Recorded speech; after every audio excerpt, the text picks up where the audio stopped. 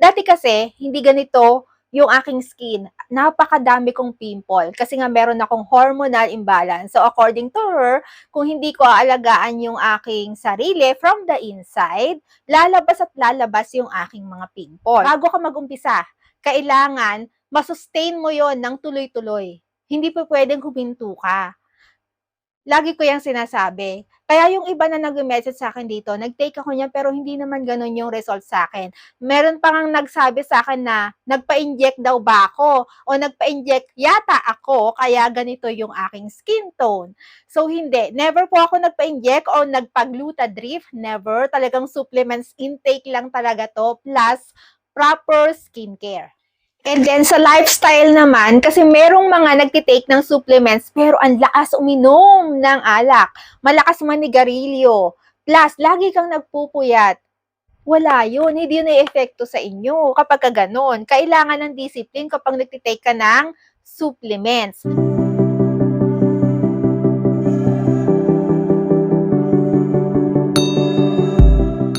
So, sa mga matagal nang nakakapanood sa akin dito, alam nyo yan na nagtitake ako ng glutathione. And then, every time na nagtitake ako ng glutathione, nakakatang twister siya.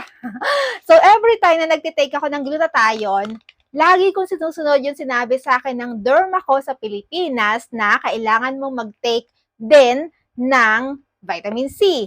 So, dati hindi ito yung vitamin C na tinitake ko, pero since nag-okay siya sa akin, at kahit pa medyo pricey siya, so dito na ako nag-stick. So, lagi ito na yung binibili ko at sa Yes Style ako bumibili kasi mas sure ako na authentic siya kaysa sa ibang seller. So, kung hindi Korean product yung ginagamit ko na skincare and supplements, ang tinitake ko naman ay Japanese. Japanese brand talaga, yung lagi kong hinahanap.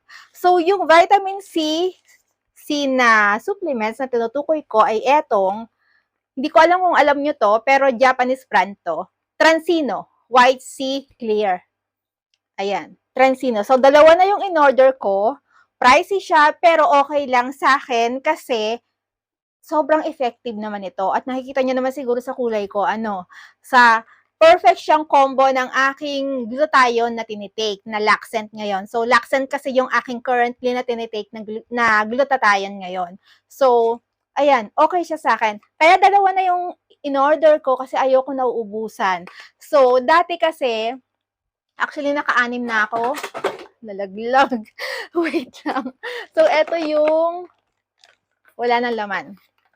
Ayan, dalawa din yung in-order ko dati. Actually, pang-ano na to. Yung in-order ko ngayon ay pang-anim na to. Pangatlong order ko na kasi to eh. So, pang-anim ko na siya. So, pakita ko sa inyo. Ayan. Ito yung kanyang bote. Pakita ko lang din itong empty na. So, wala na talaga silang laman. Ayan. Bote talaga siya, hindi plastic. Bote.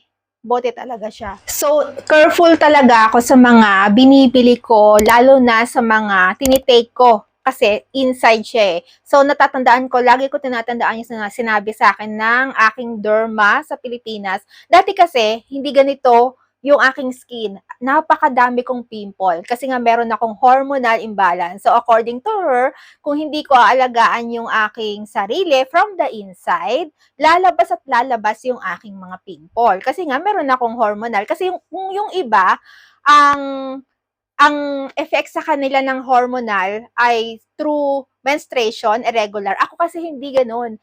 Regular yung aking menstruation, pero lumalabas siya sa aking skin. So, yung hormonal ko is lumalabas yung aking mga pimple. So, yun yung aking naging problem. So, yung nagpa-derma ako, so yun nga yung naging problem at yung sinabi niya sa akin, kailangan kong alagaan from the inside. So, kaya mula nun, careful ako sa mga tinitake ko. So, since na-discover ko nga itong Transino, so stick na ako dito sa Transino na vitamin C. Kahit pa pricey siya, pero maganda naman siya sa balat. So, alam niyo naman, di ba, kapag ka Japanese brand yan, maganda talaga pag Japanese brand. Kaya nag-stick na ako sa kanya. Kaya kung gusto nyo bumili ng ganito, ilalagay ko yung link sa description ng video sa baba para matry nyo rin. Kaya ilalagay ko yung link sa description ng video na ito. Tingnan nyo na lang after nyo panoorin yung video natin ngayon. Pero paalala ko lang, lagi ko itong sinasabi sa mga nakakapanood na sa akin, yung results na gusto mo, hindi porket yung results na gusto ko ay nakuha ko, possible na hindi mo makuha din yung results na gusto mo kasi magkaiba tayo ng first is lifestyle, second, maintenance and budget. Yes, lagi ko talaga ito sinasabi kasi may mga nagme-message sa akin dito na nag-start sila ngayon. May budget silang pambili ngayon. Pero after 1 month, next month, wala na silang budget kaya huminto. So, hindi pa pwede yung ganon. Number 1 na lagi mong tatandaan kapag ka magtitake ka ng supplements, kailangan, bago ka mag-umpisa, kailangan masustain mo yon ng tuloy-tuloy. Hindi pa pwedeng huminto ka. Lagi ko yung sinasabi. Kaya yung iba na nag-message sa akin dito, nag-take ako niya pero hindi naman ganun yung result sa akin. Meron pa ngang nagsabi sa akin na nagpa-inject daw ba ako o nagpa-inject yata ako kaya ganito yung aking skin tone. So hindi, never po ako nagpa-inject o nagpa-glutadrift, never. Talagang supplements intake lang talaga to plus proper skincare. And then sa lifestyle naman, kasi merong mga nagtitake ng supplements pero ang lakas uminom ng alak, malakas manigarilyo, plus lagi kang nagpupuyat. Wala yun, hindi yun i-epekto sa inyo kapag ganon. Kailangan ng discipline kapag nagtitake ka ng supplements. Plus, yung sinasabi ko na kanina na proper skincare, importante din yon. Kasi yung iba inasa na lang sa supplements. Pero, hindi nagsa-sunscreen kapag ka lumalabas. Isipin mo ang taas ng sikat ng araw pero never ka nagsa-sunscreen. Wala rin 'yun. Kasi yung sunscreen kasi yan yung pinaka true na skincare na kailangan mo talaga. Hindi pwedeng apply ka ng pero meron din don'ts doon. Hindi pwedeng apply ka lang ng umaga ng sunscreen tapos hindi ka na mag-re-apply every 2 hours.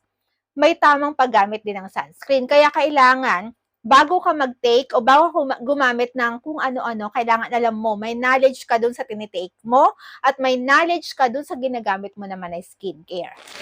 Ganito kasi yan kung yung supplements, magwo-work yon from the inside, yung proper skincare naman, ang trabaho nun ay from the outside. So, kailangan lagi silang magkasabay o magkasama.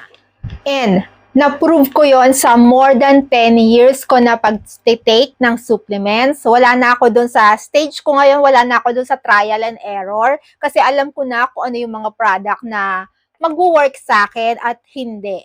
Plus, okay ako, wala akong sakit, hindi ako nag-maintenance na medicine at kung ano-ano ba, okay ako sa health ko. Plus, lagi ako nakaka-receive ng mga compliment na hindi ako mukhang ganito, hindi ako mukhang ganyan. Importante sa akin yun. Alright, my loves, thank you for watching at sana gusto mo itong ating video ngayong araw. If you like this video, please don't forget to give me a thumbs up at pwede mong i-share itong ating video sa mga taong tingin mo ay nangangailangan.